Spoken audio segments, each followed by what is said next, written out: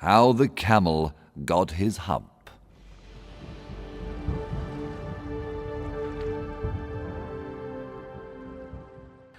A long, long time ago, there were dinosaurs on the earth.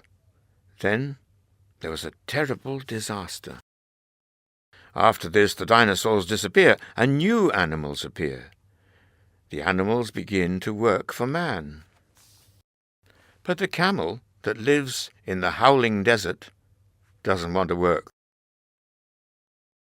On Monday morning, the horse comes to see the camel. Camel, O camel, come and carry men like me. The next day, the dog comes to see the camel. Camel, O camel, come and guard the cave like me. On Wednesday, the ox comes to see the camel.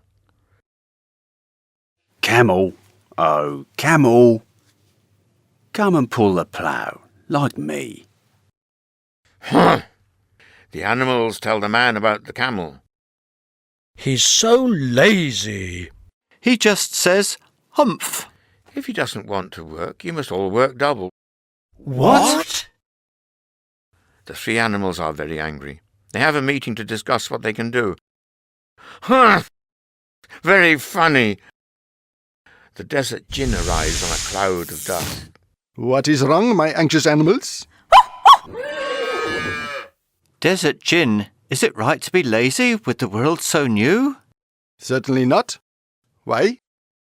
In the desert, there's an animal with long legs and a long neck. And he doesn't want to carry men or pull a plough. And all he says is humph. Phew. That can only be a camel. The djinn decides to visit Camel.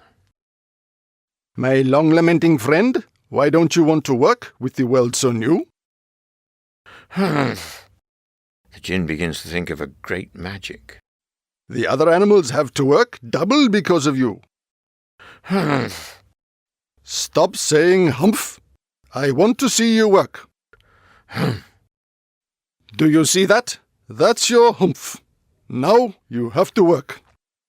How can I work with this humph on my back?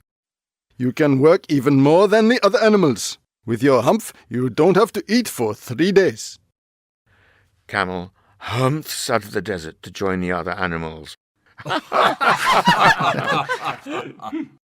Camel is sensitive about his humph, so now we call it a hump. But he still has bad manners.